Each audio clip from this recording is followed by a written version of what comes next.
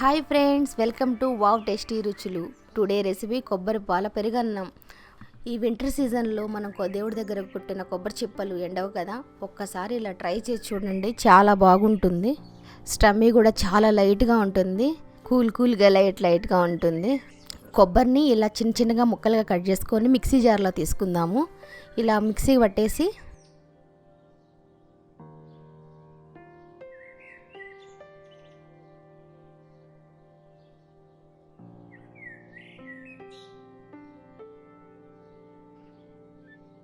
ఇలా మిక్సీ పట్టేసుకొని కొంచెం వాటర్ యాడ్ చేసుకుందాము.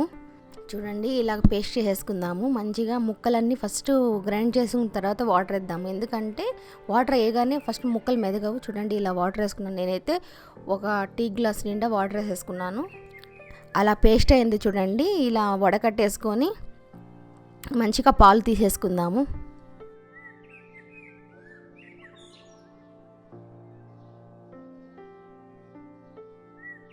ఇలా వడగట్టేసుకుందాము. పాలన్నీ చూడండి ఎలా దిగుతున్నాయో, చూడండి పాలన్నీ ఎలా దిగుతున్నాయో చూడండి, మంచిగా అచ్చం పాలలాగా ఉన్నాయి కదా. ఒక బౌల్ తీసుకొని నేనైతే వేడన్నం వేసుకున్నానండి. ఒక నైట్ స్టే చేయాలి కాబట్టి వేడన్నమే వేసుకున్నాను నేనైతే. అది కొంచెం చల్లారిన తర్వాత ఇలా తీసుకున్నాను.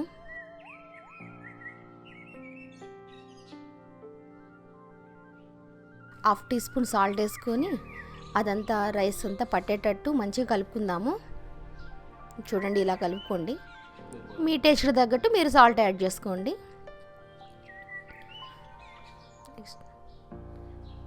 మనం ముందుగా తీసుకున్న పాలను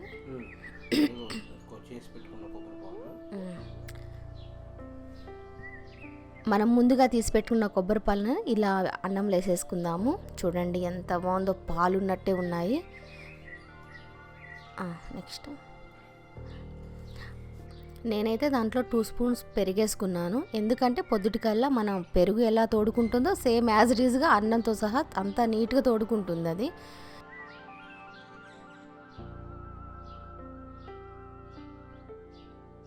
ఆ పెరుగు ఫ్లేవర్ కూడా మంచిగా తగులుతుంటుంది. చూడండి, నేను ఇలా 2 మిర్చి వేసుకున్నాను, ఎందుకంటే ఆ టేస్ట్ అనేది ఆ మిర్చికి పట్టి అది అన్నం తినేటప్పుడు అంతా మనం మిర్చిని కురుగుతుంటే అబ్బా సూపర్ ఉంది. ఒక్కసారి ట్రై చేసి చూడండి.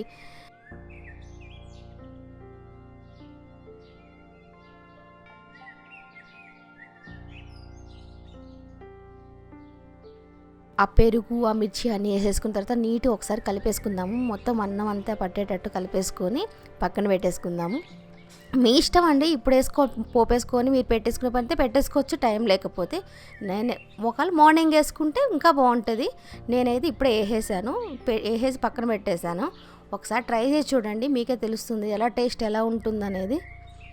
ఇక్కడ పోపేసుకుందామండి. ఫస్ట్ 2 స్పూన్స్ ఆయిల్ వేసుకున్నాను. మినప్పప్పు హాఫ్ టీ స్పూన్, పచ్చెనగపప్పు కొంచెం,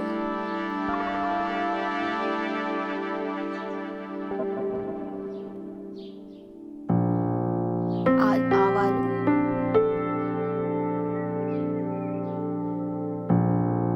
కొంచెం జీలకర్ర. ఇవన్నీ మంచిగా వేగిన తర్వాత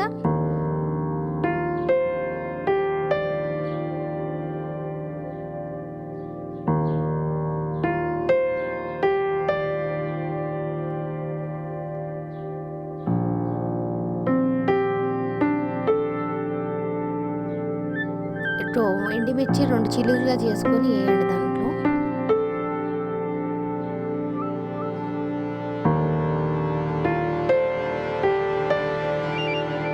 ఇప్పుడు జీడిపప్పు తీసుకున్నాను. పిల్లలకి ఫస్ట్ ఆ కొబ్బరి పాలు ఎంత హెల్దీయో జీడిపప్పు కూడా హెల్దీ, మీ అందరికీ తెలుసు, నాకు తెలుసని కాదు. ఒకసారి ట్రై చేసి చూడండి, ఈ రెసిపీ మాత్రం నెక్స్ట్ లెవెల్ ఉంటుంది. మంచిగా అంతా వేపేసుకున్న తర్వాత త్వరగా వేపేసుకొని జీడిపప్పు కూడా మాడనీయకుండా మంచిగా వేపేసుకోండి. కరివేపాకు వేసుకొని ఇంకా స్టవ్ ఆపేద్దాము. మనం ఆ కొబ్బరి పాల పెరుగన్నంలో ఇంక పోపు వేసేసుకుందాము. అంతే, రెడీ. చూడండి, అంత పోపు అంతా వేగిపోయింది.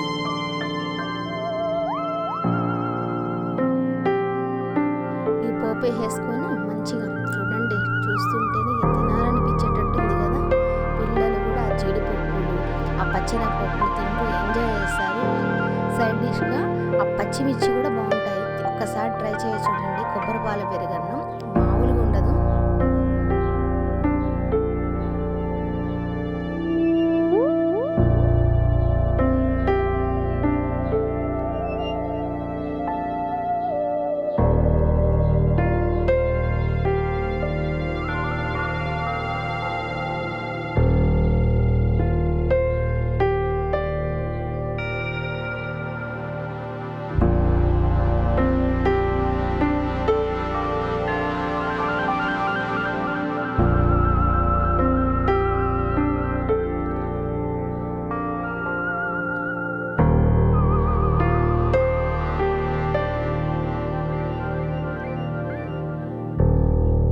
Thanks for watching.